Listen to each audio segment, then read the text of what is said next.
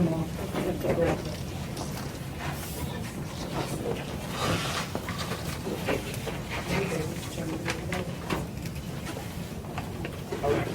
you do this, do the 360. It's a turn. When I turn, you turn. Start turning. Start turning. You take it.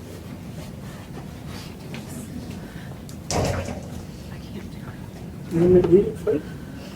I can't. You want me to? Good morning. My name is Carlson Lewis. I'm the mother of Erik Carlson, who died after being incarcerated in LaSalle Correctional Facility in Louisiana on January 25th, 2025, after being ripped away from his family and shipped out by Harris County. He was arrested on January 5th, 2025 when he fell asleep at a stoplight. He had a history of mental health and addiction. According to friends, he had been up for days. When the officers woke him up, he was out of his mind and struggled with the officers. Erik told me that while he was detoxing, he was taken downtown to Harris County Jail, put in a straitjacket, and left on a cold concrete floor for about 24 hours. Erik was outsourced to LaSalle on or about January 16th. He died 9 days later from a sore throat that abscessed. I have very little information on what actually happened. I've tried over and over again, but I cannot get any medical records from LaSalle or even an autopsy report. Erik's cellmate said that they made repeated requests for medical care only to be denied.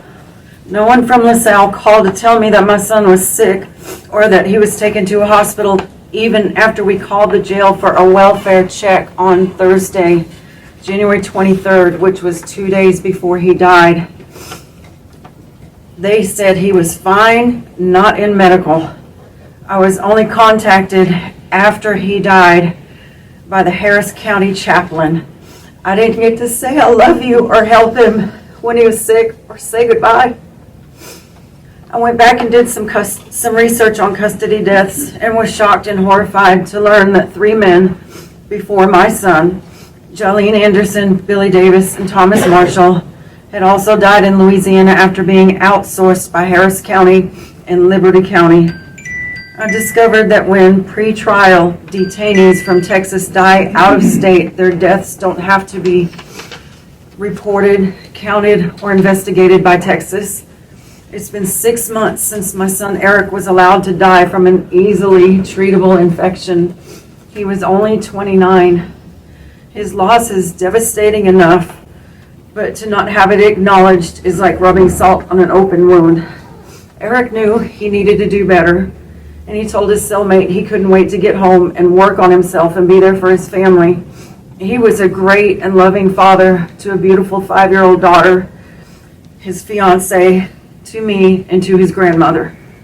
Just 2 weeks after his funeral, Erik's fiance, Lindsay, who is in the Air Force, was deployed to the Middle East for 6 months.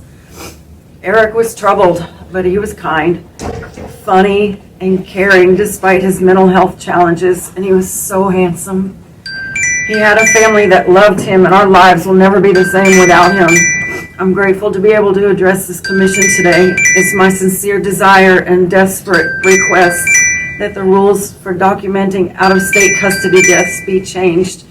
My son was a real person. He counted in life. He deserves to be counted in death. Thank you. Thank you, ma'am.